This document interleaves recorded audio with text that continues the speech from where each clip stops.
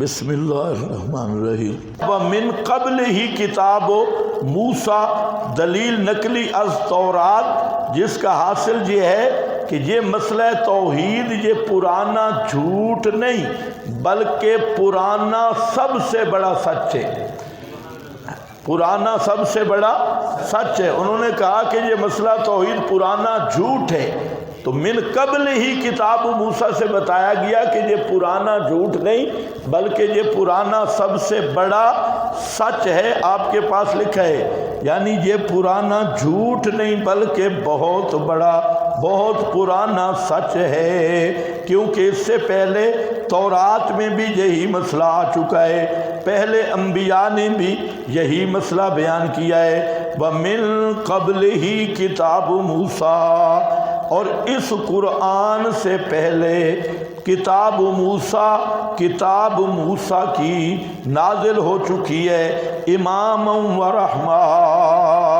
اوصاف تورات موسیٰ کی اماماً، وہ امام تھی، برحمتاً، اور نری رحمت تھی۔ اماماً کا معنی، امام کس کو کہتے ہیں؟ ما یو تم بھی، جس کی اقتداء کی جائے، تو کتاب بھی امام ہوتی ہے۔ کتاب بھی کیا ہوتی ہے؟ امام ہوتی ہے۔ محمد الرسول اللہ صلی اللہ علیہ وسلم کے بعد امام قرآن ہے۔ روافض پوچھتے ہیں آپ کے بعد امام کون ہے؟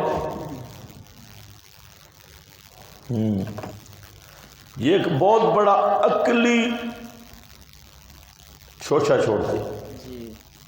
وہ یہ تمہید یہ ہوتی ہے، دیکھو جی، کوئی چروایا جو بکریاں بھیڑیں چرا رہا ہے، وہ اپنے نائب کے بغیر اپنی بکریوں اور بھیڑوں کو جنگل میں ہی نہیں چھوڑتا۔ تو عام جو بکریاں بھیڑیں چرانے والا ہے، تو وہ اگر کہیں جانا ہو تو اپنا نائب مقرر کرتا ہے۔ تو کیا محمد الرسول اللہ صلی اللہ علیہ وسلم امت کو بغیر امام کے چھوڑ گئے؟ کوئی چرواہا نہیں چھوڑتا، بکریاں چرانے والا اپنے بکریوں کو نہیں چھوڑتا، اور محمد الرسول اللہ نے کسی کو امام منتخب نہیں کیا، اور بغیر امام بنائے آپ چلے گئے، تو یہ کیسے ممکن ہو سکتا ہے؟ اور یہ کیسے انصاف پر مبنی ہو سکتا ہے؟ بس یہ تمہید رکھ کے پھر جی امام کس کو بنایا؟ او جی خم غدیر پہ امام بنایا تھا، صحابہ نے امام نہیں مانا۔ پھر اسی پر ایک پوری تقریر کر دی کہ کوئی زمانہ امام سے خالی نہیں، اگر کوئی زمانہ امام سے خالی ہوگا تو وہ ضلالت پہ مبنی ہوگا اور وہ گمراہی پر مبنی ہوگا۔ اب یہ دوسرا یہ قضیہ بنا ڈالا، اور پھر خود جو پہلی بات کر رہے تھے کہ بغیر امام کے امت کو چھوڑنا یہ ایسے ہے جیسے چرواہا اپنی بھیڑ بکریوں کو بغیر نائب کے چھوڑ کے گیا ہو، اور یہ پوری شریعت اور اللہ کے عدل کے خلاف ہے۔ اور پھر خود کیا کیا؟ 12 امام مانے، اور 12واں امام وہ 3ری صدی سے غائب ہوا ہے، اور اب تک بکریاں پھر رہی ہے، اب تک یہ بھیڑیں پھر رہی ہے۔ تو ان کو کہو کہ پھر تو آپ کا جتنا بھی پلان تھا جو بغیر نائب کے چھوڑا اور بکریوں کو بغیر چرواہے کے چھوڑا، اور یہ اللہ کے عدل کے خلاف ہے، تو بقول تمہارے 12واں امام 255 میں پیدا ہو کے 255 ہجری میں پیدا ہو کے وہ غار میں جا چھپا، اور اب تک یہ بھیڑ بکریاں ان کا چرواہا کون ہے؟ تو جتنے اعتراضات اول امام پہ ہوئے تھے وہ اعتراضات 12 پہ پھر لوٹ آئے، تو کہتے ہیں کہ اللہ کا عدل نہیں رہے گا، تو پھر اب اللہ کا عدل تمہارے بقول کہاں ہے؟ امت 1200 سال سے بغیر امام سے، کوئی امام نہیں، اور جو بقول تمہارے تھا مفرور امام وہ چھپا ہوئے، تو پھر ہدایت کہاں سے ہے؟ تو اس لیے یاد رکھو نبی کریم صلی اللہ علیہ وسلم نے امت کو بلا نائب نہیں چھوڑا. یہ صرف اہل تشیع کی شیطنت ہے. آپ صلی اللہ علیہ وسلم نے اور خود قرآن پاک میں جو خلافت کی خبر دی گئی تھی اور خلافت کی بھرپور طور پہ پیشین گوئی کتاب و سنت میں موجود تھی، تو اس کے مطابق امامت خلافت ایک ہوتا ہے تعیین شخصی تعیین کے فلاں بیٹا فلاں کا معین ہوگا، تو یہ عقل کے بھی خلاف ہے، شریعت کے بھی خلاف ہے. عقل کے خلاف اس لیے ہے کہ اگر امام منصوص ہو اور وہ بھی تعین شخصی کے طور پہ امام اگر منصوص ہو تو پھر آپ کا خاتم النبی ہونا نہیں بنتا، کیونکہ پھر ہر زمانے میں وہی کا آنا ضروری ہے جو شخصی طور پہ ایک فرد کو امام مقرر کرے، ورنہ نہیں ہو سکتا. تو آپ چونکہ خاتم النبیین ہیں، اس لیے نبی کریم صلی اللہ علیہ وسلم نے یہ تو متعین کر دیا کئی احادیث میں جو کتاب و سنت کا منشا ہے، اور وہ منصوص چیزیں ہیں کہ خلفائے راشدین اور خلافت موعودہ، اس کی خبر آپ نے دے دی، کتاب و سنت میں یہ خبر آ گئی. تو یہ جو آل و سنت کے ذمہ لگایا جاتا ہے نا کہ تم منصوص نہیں مانتے، تو ہم کہتے ہیں ہم منصوص کون سا نہیں مانتے؟ شخصی تعین شخصی، کیونکہ یہ تو ختم نبوت کے پروگرام کے بھی خلاف ہے. لیکن یہ کہ ہم منصوص نہیں مانتے، یہ ایک مفروضہ قائم کیا کہ اہل سنت کے نزدیک خلافت اور امامت غیر منصوص ہے، لہذا ہمارے نزدیک منصوص ہے، غیر منصوص کس طرح ہو سکتی ہے؟ اور پھر ایسے چبل ہے، کہتے ہیں اہل سنت کے یہاں غیر منصوص ہے، اور پھر نص کا مطالبہ بھی کرتے ہیں کہ نص پیش کرو. تو جب اہل سنت کے یہاں غیر منصوص ہے تو نص کا مطالبہ کس بات کا؟ نص کا مطالبہ تو تب کرو کہ اہل سنت کے یہاں منصوص ہو. پھر اہل سنت جب نص پیش کرتے ہیں تو کہتے ہیں جی تمہارے نزدیک تو امامت غیر منصوص ہے، پھر نص کیوں پڑھتے ہیں؟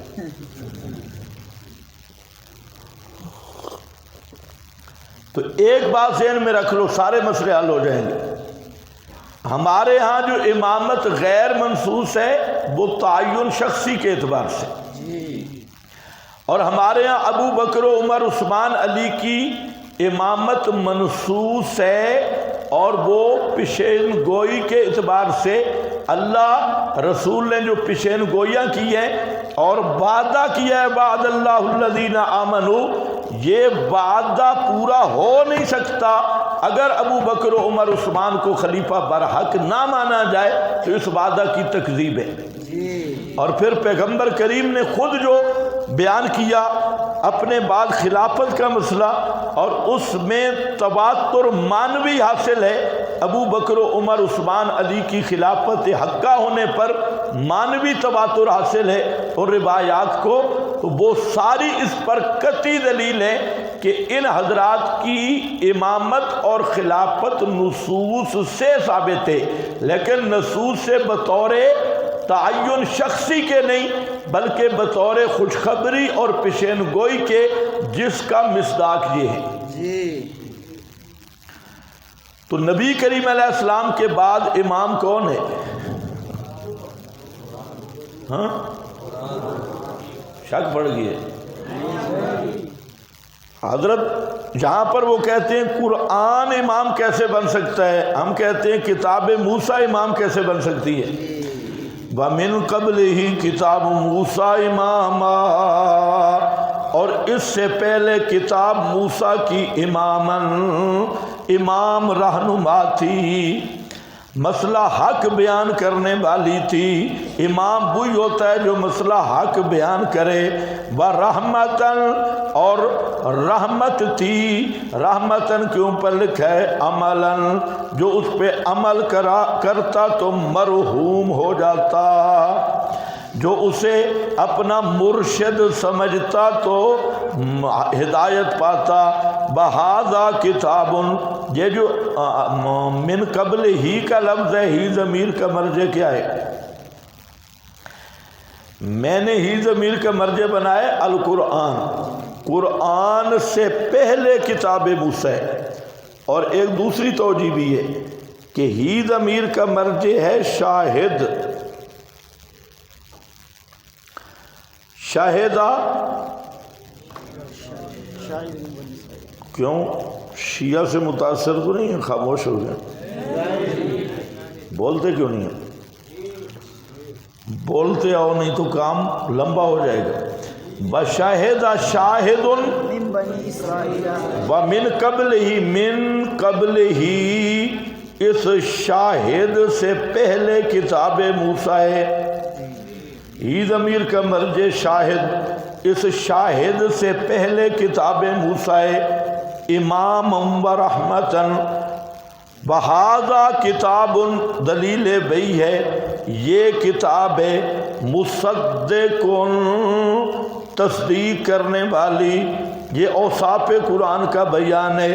لساناً عربیاً، زبان عربی میں، لینذرا تاکہ ڈرائے آگاہ کرے، غرض از انزال قرآن، الذین ظلموا ان کو جنہوں نے ظلم کیا، مراد مشرکین مکہ اولاً اور پوری کائنات ثانیاً، الذین ظلموا عام، الذین اشرکوا جنہوں نے شرک کیا، ببشرا اور دوسرا وصف ہے اور خوشخبری ہے بس واسطے محسنین کے، للمحسنین دل سے نیکی کرنے والوں کے لیے۔ اور اوپر لکھا ہے زاد المسیر کا حوالہ، محسن کون ہے؟ ہم الموحدون، ہم الموحدون وہ موحد لوگ ہیں، توحید والے ہیں۔ ان الذین قالوا ربنا اللہ۔ اب یہاں پر ذرا دیکھو، وَمِن قبل ہی کتاب موسیٰ، حضرت موسیٰ کی کتاب نے بھی یہی مسئلہ بیان کیا، اور وہ امام بھی تھی، رحمت بھی تھی، امام باعتبار علم کے اور رحمت باعتبار عمل کے۔ وَهَذَا کتاب، اور یہ کتاب، ہذا کتاب یہ کتاب یعنی قرآن۔ یہ ایک بات چلتی ہے شروع میں ذالک الکتاب ہے، ذالک الکتاب، تو ذالک کا اشارہ بعید کا ہے، اور پھر اکثر جگہ پہ ھذا ہے، لا تسمعوا لہذا القرآن ان ھذا القرآن یہدی للتی ہے یا اقوم، اور جہاں پر ھذا کتاب تو یہ ھذا آیا ہے، اس پر بڑی باتیں ہوئیں، لیکن اصل بات یہ ہے کہ کلام عرب میں ھذا ذالکا، یہ ذالکا کی وضع تو بعید کے لیے ہے، لیکن یہ کبھی قریب کے لیے نہیں، ھذا کے معنی میں بھی استعمال ہوتا ہے، ھذا کے معنی میں بھی استعمال ہوتا ہے، اور پھر ھذا کے معنی میں استعمال ہوگا، لیکن پھر بھی ذالکا تو لایا گیا ہے، تو ھذا کیوں نہیں لایا گیا؟ تو اس کی پھر کئی نکات ہوتی ہیں، اور نکات مثلاً کہ بود دو قسم پہ ہے، ایک بود حصی ہے جیسے لنٹر آپ سے دور ہے، اور دوسرا بود معنوی ہے کہ تم سارے کٹھے بیٹھے ہو ایک ہی مجلس میں اور تم میں کوئی پہنچے ہوئے بزرگ بھی ہیں، تو وہ رتبے کے لحاظ سے تم سے بڑے ہیں، تو یہ بود معنوی ہے، اور ذالکا یہ اشارہ ہے بود معنوی کے لحاظ سے لایا گیا ذالکا۔ تو یہ بہرحال یہ نکات ہوتے ہیں مختلف، اصل بات یہی ہے کہ ھذا ذالکا ایک دوسرے کی جگہ پہ استعمال ہوتی ہیں۔ یہ عظیم الشان کتاب، مصدق ان کا کیا معنی ہے؟ کہ قرآن مصدق ہے پہلی کتابوں کا۔ تو یاد رکھو اس تصدیق کی تین صورتیں ہیں۔ ایک صورت یہ ہے کہ قرآن مصدق ہے تورات انجیل کتب سابقہ کا، کہ کتب سابقہ میں نبی آخر الزمان اور نزول قرآن کی پیشین گوئی تھی۔ اب اگر قرآن نہ آتا اور نبی آخر الزمان نہ آتے تو یہ تورات انجیل وغیرہ کی پیشین گوئی جھوٹی نکلتی۔ پیغمبر کا آنا، قرآن کا آنا تورات انجیل اور پہلی کتابوں کی پیشین گوئیوں کو سچا کر گیا، تو ایک معنی یہ ہے مصدق کا جی، وہاں پیشین گوئیاں تھی کہ قرآن نزول قرآن کی بھی خوشخبری تھی اور نبی آخر الزمان کی بھی، تو اب وہ خوشخبری سچی کب بنی؟ جب قرآن نازل ہوا اور نبی آخر الزمان تشریف لائے تو پہلی کتابوں کی پیشین گوئیاں سچ ثابت ہو گئی، تو ایک یہ معنی۔ دوسرا معنی یہ ہے کہ پہلی کتابوں میں گڑبڑ ہوئی تھی، پہلی کتابیں مولویوں نے بدل دی تھی، تورات انجیل زبور جتنی بھی تھی ان میں تحریف ہوئی تھی۔ اب ان میں دو قسم کے مضامین تھے، ایک منزل من اللہ اور ایک محرف من العلماء، جو مولویوں کی تحریف تھی۔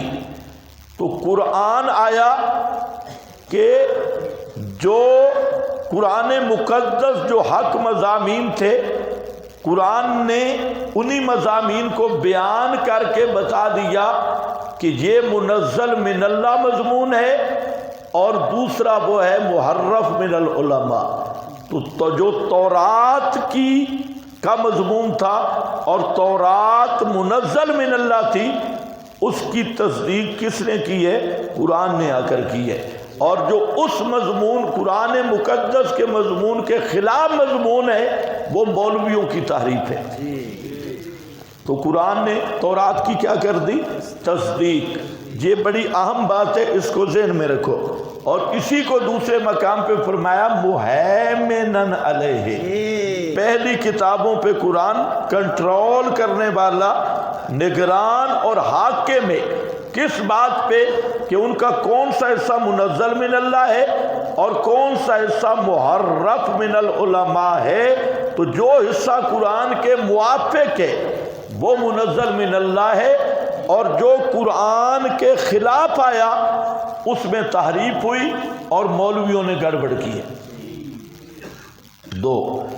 اور تیسرا معنی مصدق کا یہ ہے کہ تورات و انجیل کتب سماویہ کا جو اصل مسئلہ تھا، اور وہ مسئلہ تھا ھذا ذکر من معیہ و ذکر من قبلی، ساری کتابوں کا موضوع مسئلہ الہ تھا اور مسئلہ توحید تھا۔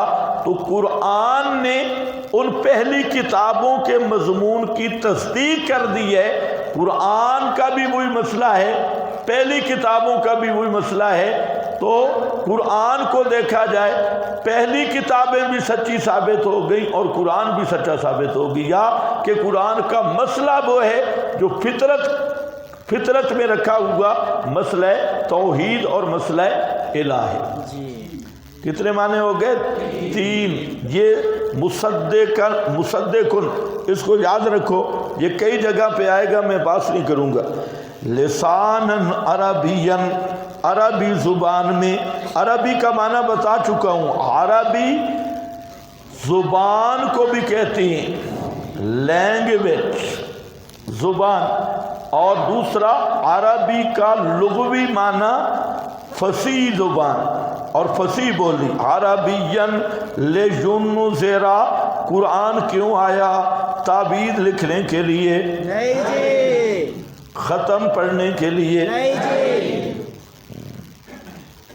11ویں 12ویں کے لیے؟ نہیں جی۔ کیوں آیا قرآن؟ لیجنذر الذین ظلموا، تاکہ ڈرائے یہ قرآن الذین ظلموا، ان کو جنہوں نے ظلم کیا، مشرکین کو ان کے شرک سے آگاہ کرنے کے لیے قرآن آیا۔ اور مسئلہ توحید کے بیان کے لیے قرآن آیا۔ لوگوں نے قرآن کو کیا سمجھ لیا ہے کہ انہوں نے تبرک کی کتاب سمجھی ہوئی ہے، جیسے یہود و نصارہ کے ہاں تورات کا صرف تبرک رہ گیا، آج مسلمانوں نے بھی قرآن کو محض تبرک اور ایصال ثواب کی کتاب سمجھا ہے۔ کوئی مر جائے تو جناب حافظوں کو بلا لو، پورا گرجوں کا ٹولہ آ جائے اور ختم پڑھا لو، اور اگر آپ اس جعلی معاشرے کی طرف جائیں، ہزاروں بدعتیں انہوں نے قرآن کے ساتھ جوڑ رکھی ہیں جو اکثر بدعات ہیں ان کو قرآن کے ساتھ جوڑا ہوا ہے۔ الذین ظلموا، یہ تو ظالموں اور مشرکوں کو ڈرانے کے لیے آیا ہے۔ اور آج تو مولوی حضرات بیٹھے ہیں اور قرآن سے پھال نکال رہے ہیں، قرآن کو ازلام بنایا ہوا ہے۔ ازلام سمجھتے ہیں؟ ازلام بنا رکھا ہے۔ اور مشرکین مکہ جو تیروں سے قسمت معلوم کرتے تھے، تو ان ظالموں نے قرآن کا درجہ بھی ازلام کا بنا رکھا ہے، اور قرآن سے حساب کتاب کرتے ہیں۔ قرآن کھولتے ہیں، اگر حضرت موسیٰ کا واقعہ نکل آئے تو کہتے ہیں تجھ پہ جادو ہو گئی ہے، کیونکہ جادوگروں کا واقعہ نکل آئے تو وہ جادو ہو گیا۔ تو ان کو پوچھو کہیں فرعون کا نام نکل آیا یا خنزیر کا نام نکل آیا تو یہ خنزیر بن جائیں گے، اور فرعون کی طرح عامل صاحب بھی فرعون بن جائے گا۔ تو انہوں نے قرآن کے ساتھ کیا کیا؟ حساب کتاب کی کتاب بنائی۔ جو قرآن کی 50 سورت کا دعویٰ ہے کہ علم غیب اللہ کا خاص ہے، اسی قرآن سے یہ غیب کی خبریں بتا رہا ہے۔ قرآن سے حساب کرتے ہیں۔ لِيُنذِرَ الَّذِينَ ظَلَمُوا وَبُشْرَىٰ لِلْمُحْسِنِينَ، اور خوشخبری ہے واسطے دل سے نیکی کرنے والوں کے، محسنین کا معنی مخلصین، اور احسان کا درجہ حدیث جبریل میں آ چکا ہے، ان تعبد اللہ کأنک کأنک تراہ، آگے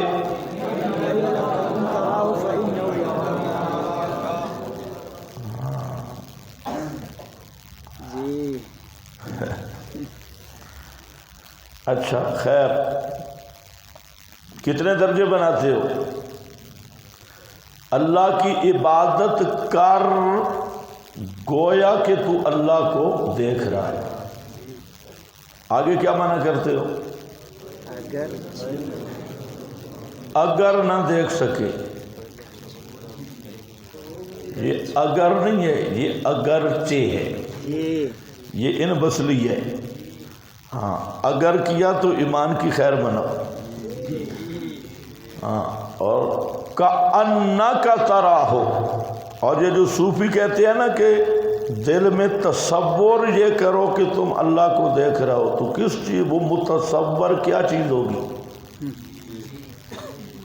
اگر کوئی متصور ذہن میں آیا تو پھر کافر ہو، کیونکہ لیس کمثلہ شیء، کس چیز کا تم تصور کرو گے؟ اگر اللہ کو ذہن میں کوئی متصور، کوئی تصویر، کوئی نقشہ آیا نا بھئی یہ اللہ ہے، تو نماز تو رہ گئی، پکا مرتد ہو جائے۔ اب پھر غصے سے دیکھتے ہیں، کأنک تراہ، گویا کہ، انا کا نہیں ہے، کأنک کا، اور ان بصری ہے، اگرچہ بانی اور بھی مقام پہ موجود ہے۔ انی اعوذ بالرحمن، نکالو، اس پر ایک بزرگ نے بڑا اعتراض بھی کیا تھا۔ انی اعوذ بالرحمن ان کنت،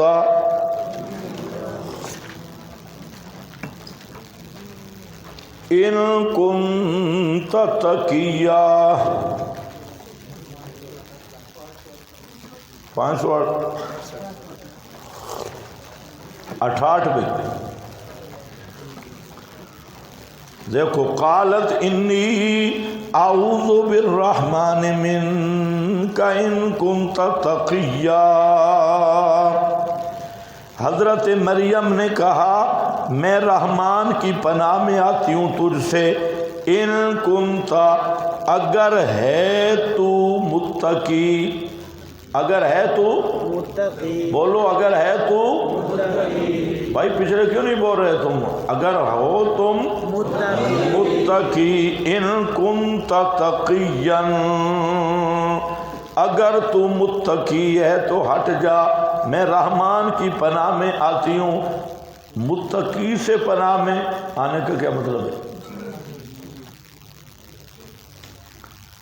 تو اب مفسرین جہاں پریشان ہوئے کہ یہ کیا ہو گیا، اگر تو متقی ہے تو رحمان کی پناہ میں آتی ہوں، اگر تو متقی ہے، اور اگر بدماش ہے تو پھر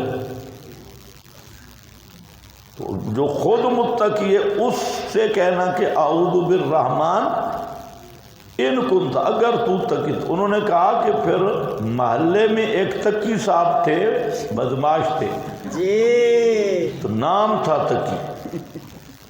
بھئی مفسرین نے کہا کہ محلے میں آدمی تھا تقی نام کا، جی، اور وہ تقی صاحب جو تھے وہ کوئی اچھا آدمی نہیں تھا، تو مریم نے سمجھا کہ یہ وہ تقی صاحب ہیں جو 2 نمبر آدمی ہیں، وہ اس تقی کی بات کر رہے ہیں۔ تو یہ کہنے کی کوئی ضرورت نہیں، جہاں پر بھی ان بسلی ہے، توضیح طلبی جنہوں نے پڑھی ہے وہاں ایک مقام موجود ہے، یہ بات چلی ہے کہ ان بسلیہ کے لیے واو آنا ضروری ہے یا نہیں، تو نہیں ہے۔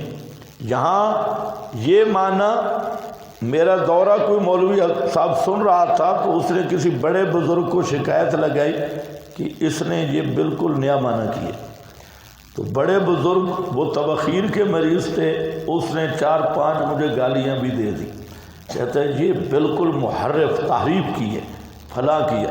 تو آپ کے حاشیے پہ میں نے حوالہ بھی لکھ دیا ہے تاکہ پھر کسی بزرگ کو تبخیر ہو تو آپ کے پاس یہ جواب بھی ہونا چاہیے۔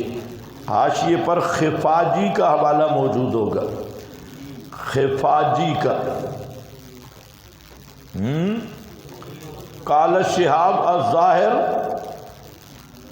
ان علی ھذا القول، یہ بس لیا ہے اس قول پر، وفی مجیئہا بدون الواو کلام، یہ کلام موجود ہے بغیر واو کے آنا، لیکن توجیہ موجود ہے کہ یہ ان بسلیہ بن سکتا ہے۔